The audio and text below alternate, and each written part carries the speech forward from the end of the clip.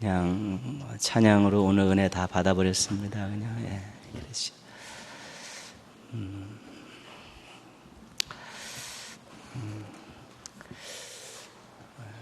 주 없이 살 수 없다는 이 아름다운 찬양처럼 여러분의 믿음이 평생 이 믿음으로 하나님의 귀한 사랑받고 사시기를 축복합니다. 이번 주 요절은 베드로전서 5장 8절입니다. 좀 짧으니까 한번 도전해 보도록 하겠습니다. 베드로전서 5장 8절 근신하라 깨어라. 시작. 근신하라 깨어라. 너희 대적 마귀가 우는 사자처럼 두루 다니며 삼킬 자를 찾나니. 베드로전서 5장 8절 말씀. 아멘. 베드로전서는 고난당하고 있는 또 성도들, 또 마지막 때를 살아가는 성도들에게 주신 그 말씀입니다. 그 앞뒤의 내용을 잠깐 살펴보면요, 지도자들에게 먼저 권면을 합니다. 지도자들에게는 억지로 하지 말고, 더러운 일을 위하여 하지 말고 본이 되라, 이제 그런 권면을 주죠. 주의 일을 하는데 억지로 하지 말라는 것이죠. 더러운 자기 어떤 그런 사리사욕을 채우려고 일하지 말라는 것입니다. 그리고 성도들에게 본이 되라, 그렇게 이제 권면을 하는 것입니다. 물론 주의 일을 하는 사람들에게 다 해당되는 것이죠. 억지로 하는 것 의미 없습니다. 자기 이익을 챙기려고 하는 일 더더욱 의미 없고요. 특별히 지도자들로 세움받은 분들은 본이 될 수 있어야 되는 것이죠. 본이 되기 위해서는 말만 가지고는 되어지지 않습니다. 행동과 삶이 수반돼야지만이 본이 될 수 있는 것이죠. 지도자들은 자신 관리를 더 엄격하게 해야 됩니다. 왜냐하면 자신만의 인생이 아니기 때문에, 자신을 바라보고 있는 많은 사람의 본이 되고 덕이 되어야 되기 때문에 2배로 3배로 노력해야 되고요, 더 많이 기도해야 되고 더 많이 말씀을 붙들고 살아야 됩니다. 그 젊은이들에게는 이런 권면을 합니다. 순종하고 겸손하게 섬기라. 지도자들에게 순종하고 늘 교만하지 말고 겸손하라. 젊은이들에게는 그런 권면을 하고 있고요. 모든 성도에게 주신 권면이 2가지인데요. 하나는 너희 염려를 다 주께 맡기라. 2번째는 오늘 요절입니다. 근신하라 깨어라. 그렇게 됐죠. 2가지가 모든 마지막 때에 어려운 시대를 살아가는 성도들에게 주셨던 2가지 권면. 너희 염려를 다 주께 맡겨라. 근신하라 깨어라. 그렇죠. 염려는 마음에 무거운 짐을 안고 살아가는 것입니다.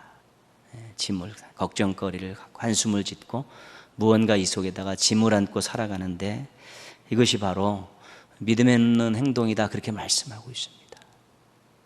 이는 그가 너희를 돌보심이라. 하나님이 돌보아 주시는데 왜 그건 믿지 못하고 염려라는 짐을 가슴에 안고 사느냐. 다 하나님께 맡겨버려라, 그렇게 권면하시죠. 맡겨버리라는 것은 나에게 있는 것을 하나님 앞에 토스하는다, 던져버리는 것입니다. 그것이 나에게 남아있지 않도록 하나님 앞에 다 이렇게 던져서 하나님께서 딱 그것을 안으시도록 그렇게 하라는 것이죠. 그래서 염려를 하나님의 돌보심을 믿고, 하나님의 돌보심을 믿고 염려를 하나님 앞에 넘겨버려라, 맡겨버려라, 자신에게 있게 하지 말라, 그렇게 말씀하고 있고요. 오늘 대적 마귀는 성도를 시험하고 유혹하고 실족해 하는 사명을 가지고 있는 존재입니다. 어떻게 하면 성도를 넘어뜨릴까, 그렇죠? 삼킬 자를 찾아 돌아다닌다, 그렇죠? 넘어뜨릴 자를 호시탐탐 찾아 돌아다닌다는 것입니다. 우는 사자같이 목표물을 발견하면 바로 공격할 태세가 되어 있다는 것입니다.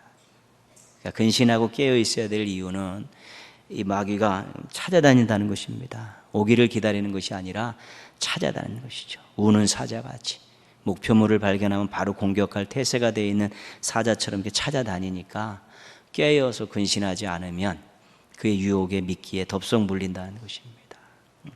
근데 이 말씀 뒤에 뭐라고 되어 있냐면요, 믿음을 굳건히 하여 그를 대적하라. 근신하여 깨어서 시험과 유혹에 넘어가지 않도록 조심하는 것과 더불어서 한편으로는 자신의 믿음을 굳건히 해서 대적해서 싸울 수 있어야 된다는 것입니다. 그래서 근신하러 깨어서 또 그 다음 믿음을 굳건히 하여 대적하라. 결국은 승리하라는 것이죠. 하나님께서 도와주심을 믿고 맞서라는 것입니다. 그러면 승리케 해주신다는 또 약속의 말씀이 있는 것입니다. 그래서 오늘 요절과 관계된 말씀은 두 가지입니다. 하나님의 돌보심을 믿고 자신의 염려를 맡겨버리는 것이고요, 하나님의 도우심을 믿고 악한 것들과 맞서 싸우라는 것입니다. 그럼 평안이 있고 소망이 있고 담대함과 승리를 얻게 된다는 것이죠. 궁극적으로 신앙은 전부 마지막 귀결되는 것이 믿음입니다. 믿음. 내가 하나님의 돌보심을 얼마나 믿느냐, 내가 하나님의 도우심을 얼마나 믿느냐에 따라서 이 염려라는 것과 영적 전투에서 얼마든지 자유로울 수 있다는 것입니다. 근데 믿음이 없고 하나님의 능력과 사랑에 대한 확신도 없고 또 하나님의 돌보심에 대한 그러한 믿음도 신뢰도 없으면 늘 도망다니고 늘 무거운 짐을 지고 살아갈 수밖에 없는 인생이라는 것이죠. 하나님과 나와 무슨 관련이 있느냐가 아주 중요한 것입니다. 내가 하나님을 믿고 평생 그렇게 산다고 했는데 그 하나님이 내 인생에 어떤 일을 해주실 수 있느냐, 그렇죠. 이 염려덩어리 하나도 해결하지 못하시는 하나님, 영적 싸움의 시험과 유혹과 영적 전투에서 나를 돌보시고 나를 이기게 해주시 못하는 그 하나님이라면 무기력한 것 아니겠습니까? 하나님 충분히 자격과 능력을 가지고 계신데 내 믿음이 그 하나님의 자격과 능력과 접속이 되어질 때 하나님으로부터 돌보심과 도우심이 임함을 통해서 자유가 있고 승리가 있을 수 있다는 것입니다. 믿음이 중요한 것입니다. 돌보심과 도우심을 믿고 의지하여 늘 소망과 또 승리의 삶을 살아가는 우리 멋진 성도들 되기를 주님의 이름으로 축복합니다. 남유다가 바벨론에게 멸망당합니다. 예레미야 선지자가 70년의 포로 생활을 예언을 합니다. 그 70년을 산출하는 것은 여러 가지 복잡한 것이 있기 때문에 나중에 성경 공부 때문에 말씀드리고요. 근데 이렇게 기간이 정해졌다는 것에 대해서 우리가 한 가지 꼭 짚고 넘어갈 것이 있습니다. 70년의 기간이 정해졌습니다. 그럼 이 70년의 기간은 징계의 기간입니다. 징계의 기간입니다. 근데 이 70년의 징계의 기간을 보내다가 어떤 사람은 자신의 잘못을 깨닫고 개과천선하는 사람이 있습니다. 또 어떤 사람은 조금 변화되는 사람도 있습니다. 근데 어떤 사람은 변화가 안 되는 사람이 있습니다. 징계는 받았는데요. 그러니까 우리가 어떤 죄를 지어서 복역하게 돼서 몇 년을 딱딱 받았는데 그 기간을 받으면 그 사람은 그것을 기본적인 것을 한 것이기 때문에 자유의 몸이 되는 것입니다. 70년의 복역의 때가 끝났다는 것은 하나님이 정해놓으신 징계의 때가 끝났다는 것입니다.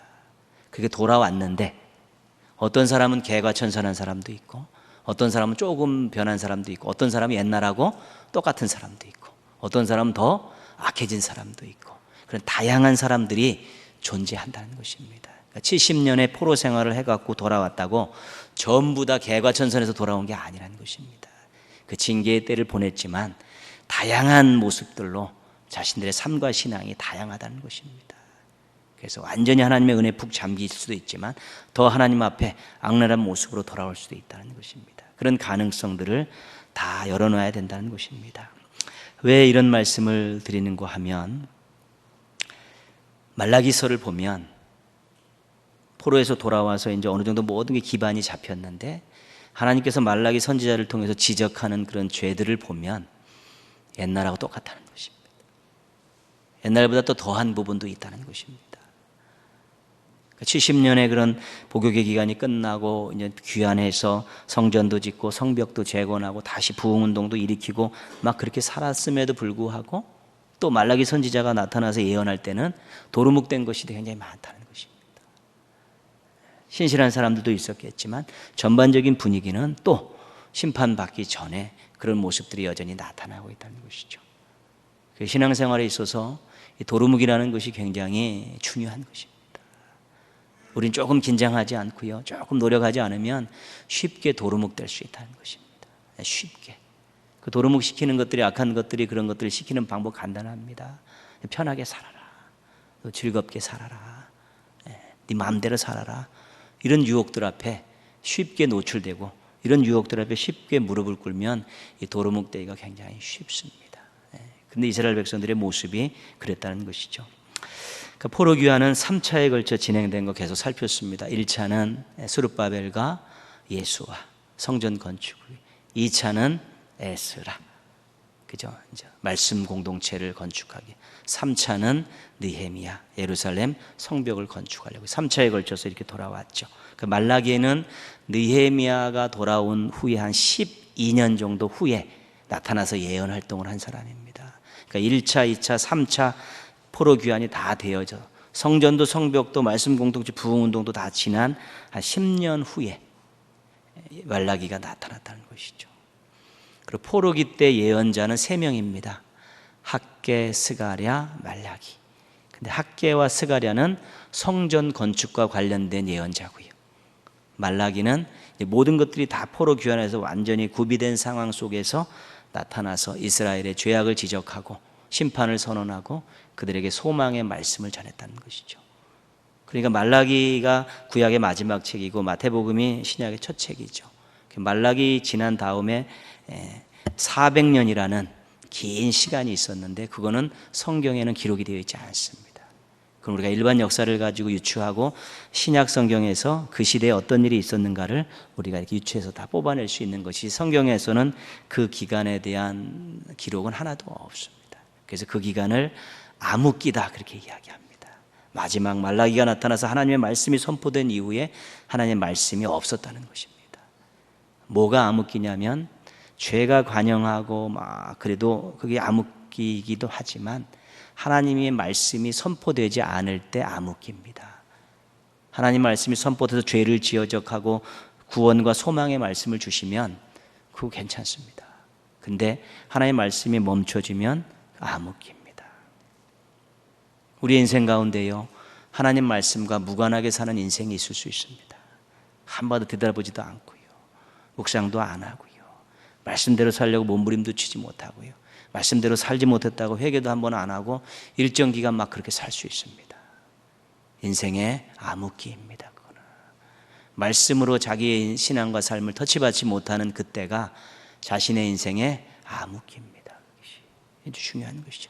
말씀을 읽으면서 도전받고, 말씀을 읽으면서 감동받고, 말씀을 읽으면서 거울에 비춰진 자신의 모습을 보고, 말씀을 통해서 미래를, 빛된 말씀을 통해 미래의 소망을 보고, 이런 일들이 없으면 인생의 암흑기입니다. 근데 개인적으로도 얼마든지 그럴 수 있다는 것입니다. 이스라엘이 그랬다는 것이죠. 말라기서는 몇 개의 반문을 살펴보면 그 내용을 어느 정도 파악할 수 있습니다. 반문이라는 것은 어떤 것을 물었을 때 되묻는 반문이죠. 반문 몇 가지만 살펴보겠습니다. 1장으로 좀 가시면요, 1장 2절 보시면요, 1장 2절, 여호와께서 이르시되 내가 너희를 사랑하였노라 하나 너희는 이르기를. 한 문장만 읽겠습니다. 주께서 어떻게 우리를 사랑하셨나이까. 하나님께서 이스라엘에게 내가 너희를 사랑하였노라 그랬더니 이스라엘이 뭐라고 그랬냐면 주께서 어떻게 우리를 사랑하셨나이까 묻는 것입니다. 그러니까 하나님께서는 사랑하셨다고 하는데 이스라엘은 받은 적이 없다고 하는 것이고요, 하나님께서는 사랑하신다고 하셨는데 이스라엘은 증거를 대라고 지금 반문하고 있는 것입니다. 하나님의 입장에 보면 어처구니 없는 일 아니겠습니까? 그들을 택하셔서 이 가나안 땅에 인도하시고 포로에서 돌아올 때까지 그 긴 역사 가운데 행하셨던 그 하나님의 모든 일들이 전부 다 무색해지는 순간 아닙니까? 내가 너희를 사랑했노라. 어떻게 사랑하셨는데요? 언제 사랑하셨는데요? 그렇게 뻔뻔하게 반문을 하고 있는 것입니다.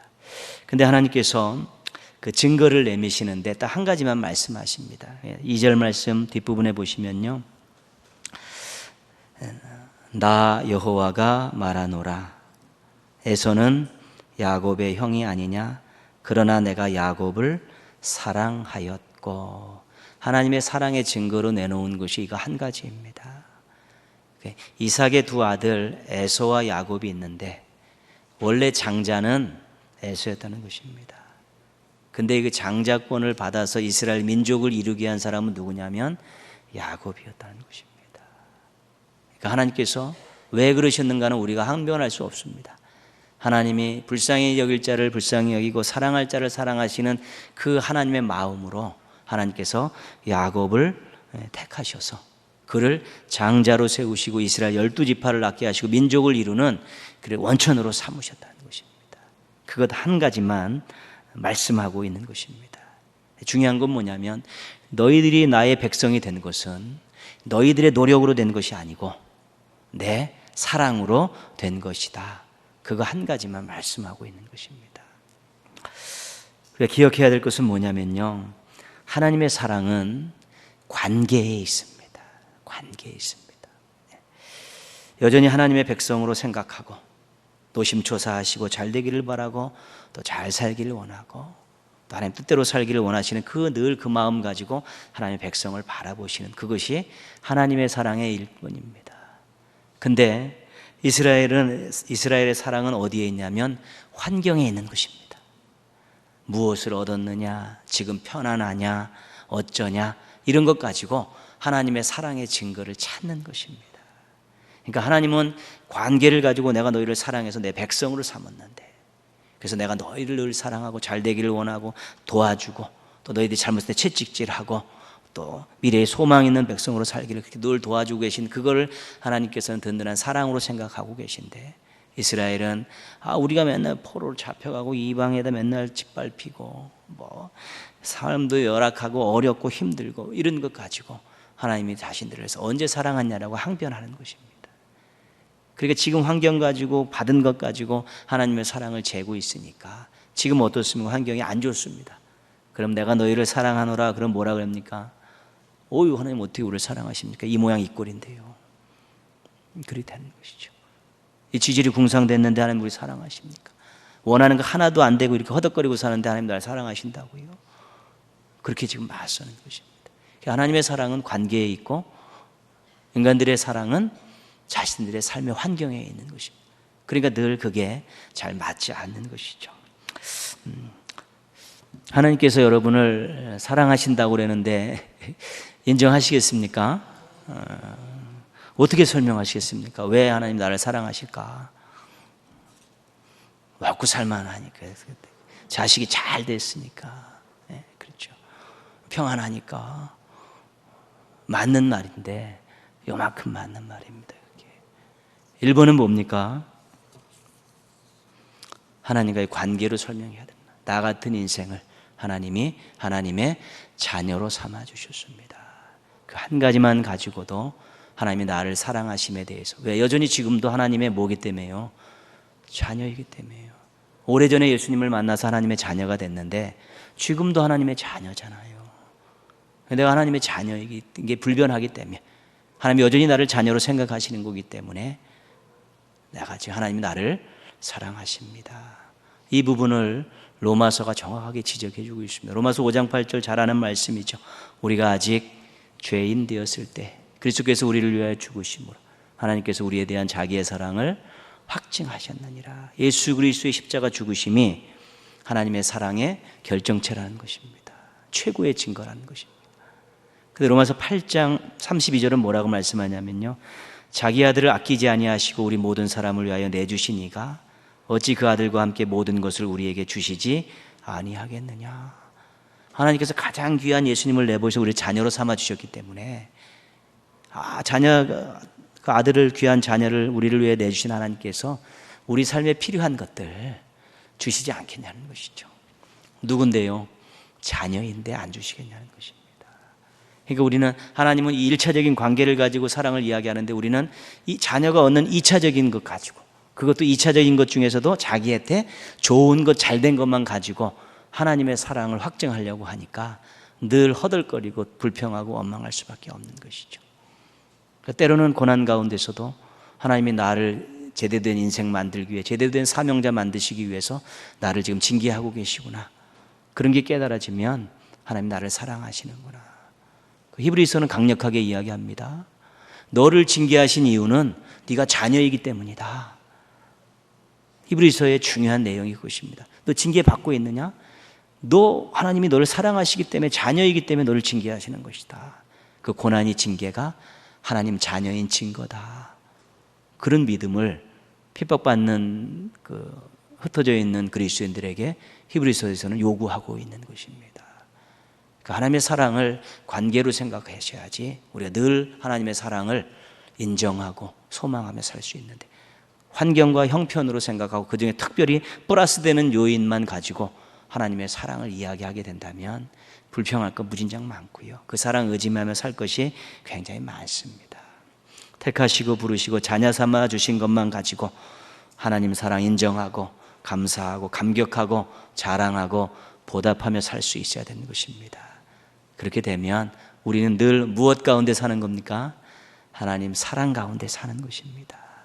그러나 그렇지 않고 환경 갖고 살면 늘 안 좋은 일이 있고 힘든 일이 있고 부족한 일이 있으면 그때는 하나님 사랑과 동떨어지게 사는 것이죠. 그렇게 돼서 그래서 하나님과의 귀한 관계, 특별히 자녀 삼아주시고 백성 삼아주신 이 귀한 관계 늘 기억하시면서 하나님의 크신 사랑 안에서 하루하루 살면서 인생을 사랑으로 수놓아 가시기를 주님의 이름으로 부탁드리겠습니다.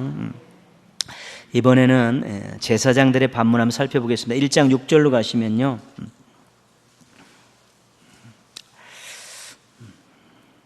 내 이름을 멸시하는 제사장들아, 나 만군의 여호와가 너희에게 이르기를 아들은 그 아버지를, 종은 그 주인을 공경하나니 내가 아버지일진데 나를 공경함이 어디 있느냐?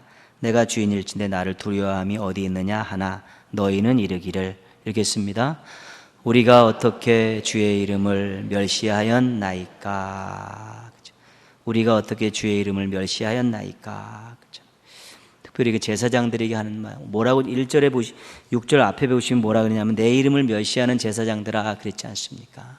그러니까 뭐냐면 아들은 아버지를 공경하고 종은 주인을 두려워한다는 것입니다. 근데 하나님이 아버지고 하나님이 주인인데 이 제사장들이 하나님을 공경하지도 않고 두려워하지도 않는다는 것입니다. 그걸 하나님께서 어떻게 받아들이는 거예요? 나를 멸시한다. 내 이름을 멸시한다. 그렇게 이야기하는 것입니다. 하나님께서 우리가 어떻게 주의 이름을 멸시하였나이까? 그러니까 하나님께서 조목조목 어떻게 멸시했나를 지적해 주고 계시는데요. 7절, 너희가 무엇을요?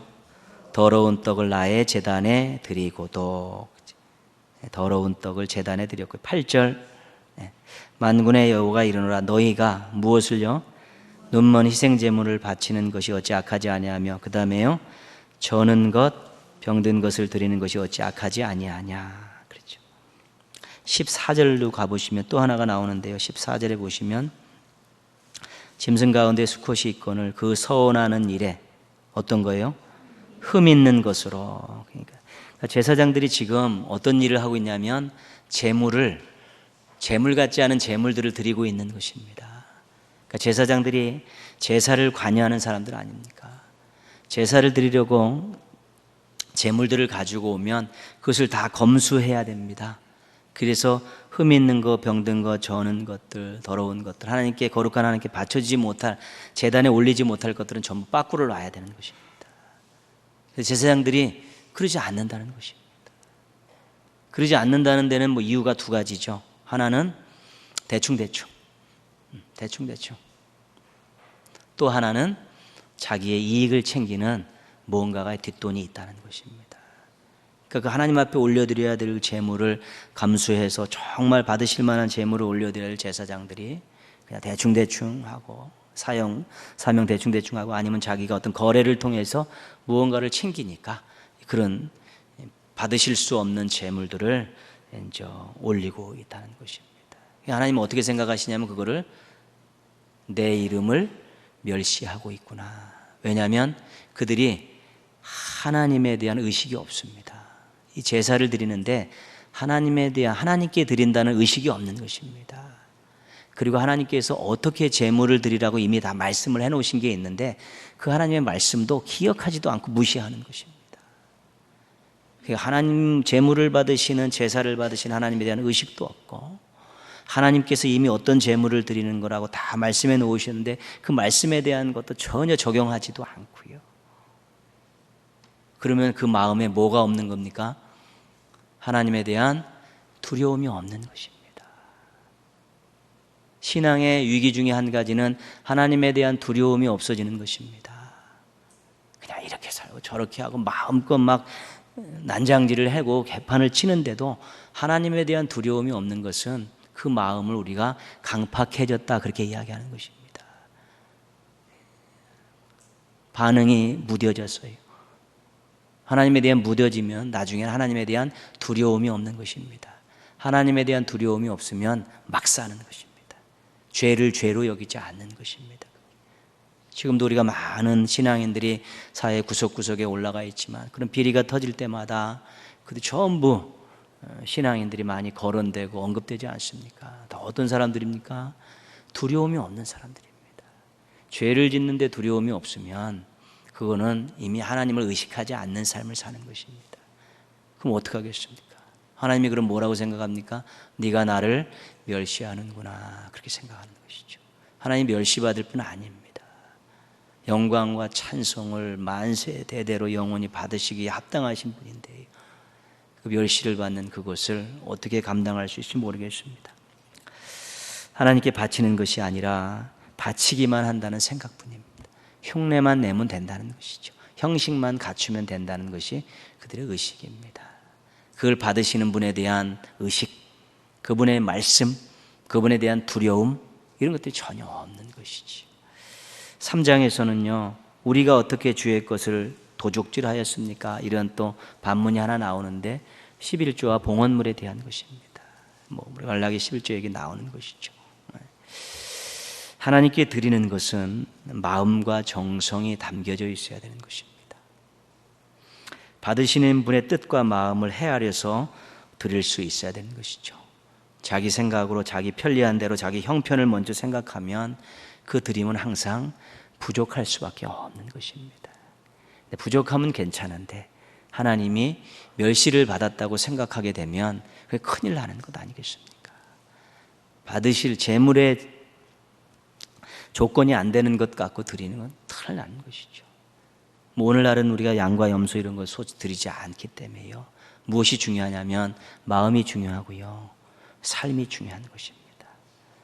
말라기에서 또 한 가지 재물에 대해서 언급하는 내용은 한 가지 뭐냐면 훔친 것이 나오죠. 사기쳐서 거짓말해서 도둑질해서 그것 가지고 하나님께 예물 드리는 것, 하나님 절대 원치 않으신다는 것입니다. 잘못 드리면 하나님의 이름을 멸시하는 것이 될 수 있고요, 잘 드리면 하나님을 경외하는 것을 인정받을 수 있는 것입니다. 그러니까 무엇 하나 드릴 때요, 예배를 드리고 또 헌금을 드리고 또 봉사를 하고 뭐 하나 하나님 앞에서 드릴 때요, 그것도 크고 그런 것이 아니라 정말 마음과 뜻을 다해서 정성을 다해서 또 한 주간의 삶은 또 열심히 주의 말씀대로 살려 노력하는 가운데 와서 드리면 그것이 최고의 예물이 될 수 있는 것입니다. 하나님께서 그 양을 보시지 않는 것입니다. 그 종류를 보시지 않는다는 것입니다. 품질을 보지 않는, 지금은 그렇습니다. 지금은 재물 자체, 건강하고 건전한 삶을 통해서 얻은 것 가지고 시간과 물질과 땀을 하나님 사랑하는 마음으로 드리면 그것으로 족한 것입니다. 하나님은 부자이십니다. 하나님은 온 우주 만물의 주인이시고요, 우리가 가지고 있는 것도 다 하나님의 것입니다. 그 때문에 무언가를 드린다는 것을 하나님 앞에 유익이 돼서 드리는 것이 아니라 제 신앙과 삶을 여기에 담아 드립니다, 그렇게 드리는 것이죠. 그거를 꼭 받으시기를 원하는, 그 엑기스를 꼭 받으시기를 원하신다는 것입니다. 받으시는 하나님을 먼저 생각하고 받으실 만한 드림 생활을 하십시오. 그럼 하나님께서 인생을, 삶을, 생업을 책임져 주실 것입니다. 잘 드리고 행복하게 사시기를 축복합니다. 2장 17절 한번 갈까요? 2장 17절. 너희가 말로 여호와를 괴롭게 하고도 이르기를, 같이 읽습니다. 우리가 어떻게 여호와를 괴롭혀 드렸나이까. 그렇죠? 우리가 어떻게 여호와를 괴롭혀 드렸나이까. 3장 13절 한번 갈까요? 3장 13절. 여호와가 이르노라 너희가 완악한 말로 나를 대적하고도 이르기를. 같이 읽겠습니다. 우리가 무슨 말로 주를 대적하였나이까. 그죠? 이 부분은 뭐냐면 이 말에 대한 겁니다. 말인데 하나님께서 너 왜 나를 괴롭히냐, 너 왜 나를 대적하느냐 그렇게 말씀하시니까 이들이 뭐라고 얘기하냐면 우리가 어떻게 하나님을 괴롭혔습니까? 우리가 어떻게 하나님을 대적했습니까? 라고 따지고 드는 것입니다. 근데 어떻게 괴롭히고 어떻게 대적했냐면 뭘로요? 요것 가지고 괴롭히고 대적했다는 것입니다. 네, 말씀이 그렇죠. 죄와 악을 옹호하는 말이 바로 그런 것입니다. 의와 선을 비판하는 말이 그런 것입니다. 여기 쭉 나오는 말씀이죠. 하나님의 능력을 무시하는 말이 그런 것이라는 것이죠. 하나님 어디 계시냐? 뭐 마음대로 살자. 뭐 악한 일 해도 벌 받지 않는데 오히려 더 잘 사는데 뭐 이런 표현들이 이제 말라기서에서 나오는 것이죠. 죄와 악은 옹호해서는 안 되는 것입니다. 잘못된 건데요. 하나님 보시기에 잘못된 건 잘못됐다고 그래야 되는데 그것을 부추기고 옳다고 그래갖고 불의를 저지르게 조장한다는 것이고, 의와 선에 대해서 의롭게 사는데 힘들어하는 사람이 그렇게 살아봤자 소용없다. 하나님 백날 밀어봐라 소용없다. 기도해봤자 뭐 아무짝에 소용없더라. 이따위 소리들을 하면 그것이 하나님을 괴롭히고 하나님을 대적하는 거라 그렇게 말씀하고 있는 것입니다. 제일 많이 죄 짓는 게 이걸로 죄를 짓는 것입니다. 여러분 맨날 기도해봐 뭐 되는 거 있나? 그따위 소리 하면 뭐 하나님 안 믿는 사람하고 똑같이 하시는, 어렵고 힘드냐? 우리 하나님 신실하신 하나님이다. 우리 하나님 능력의 하나님이다. 우리 하나님도 우리를 사랑하셔서 자녀 삼지 않았느냐? 우리 조금 더 참고 기도해보자. 격려해야지. 그 정도 했으면 됐어 이제. 그럼 뭐 아무짝에 소용없죠. 하나님을 괴롭히고 하나님을 대적한, 하나님의 사랑과 하나님의 능력을, 하나님의 선하심을 부정하는 그런 언사들을 하는 것이 하나님이 괴롭다는 것입니다. 그리고 때로는 하나님께서 그런 거 펀치를 하나씩 뻥뻥 맞는 것처럼 하나님께서 그렇게 느끼신다는 것입니다. 말펀치로 하나님을 가격하는 그런 일들에 대해서 하나님께서 굉장히 괴롭고 나를 대적한다, 지금 그렇게 받으시고 그들에게 지금 질문을 하시는 것이죠.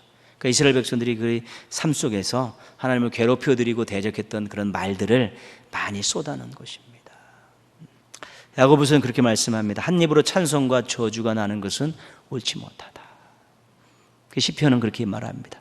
내 입에 파수꾼을 세워주소서. 그렇죠.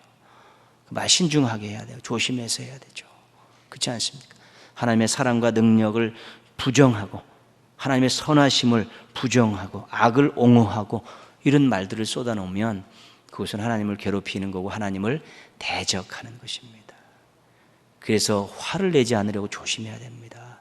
혈기가 나서 화가 나면 막말을 쏟아내는데, 그때 사람들의 인격을 무시하는 말도 쏟아내지만 비신앙적이고 하나님을 괴롭히고 하나님을 대적하는 말도 쏟아낼 수 있다는 것입니다.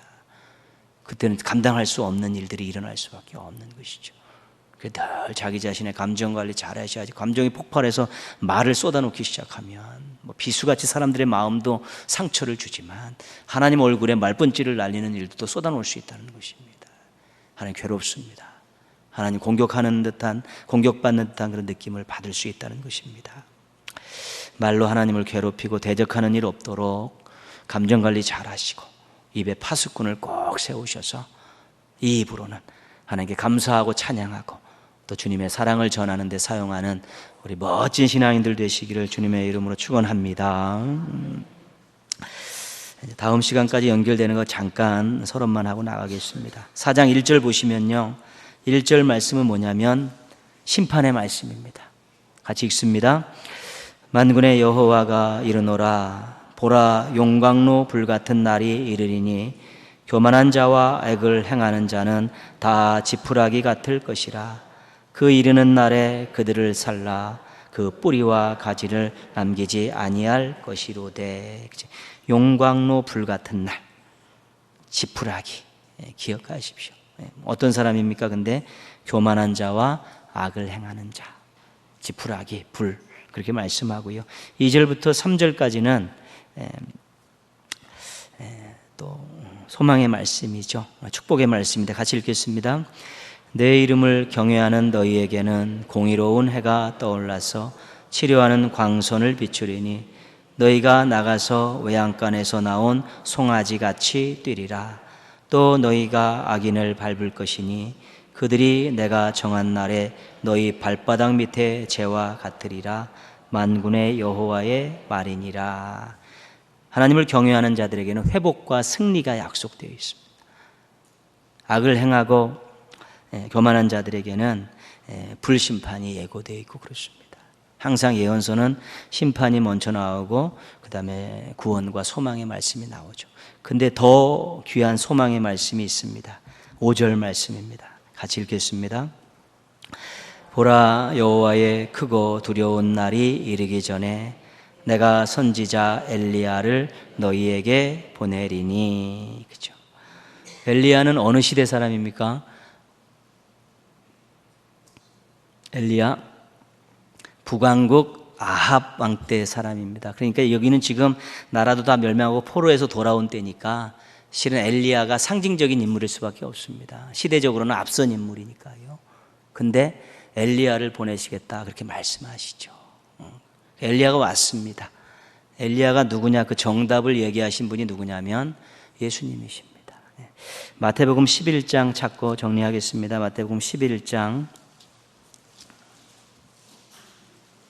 11절에서 14절. 마태복음 11장 11절에서 14절. 마태복음 11장 11절에서 14절.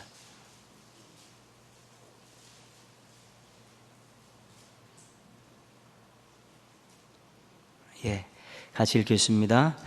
내가 진실로 너희에게 말하노니 여자가 낳은 자 중에 세례 요한보다 큰 이가 일어남이 없도다.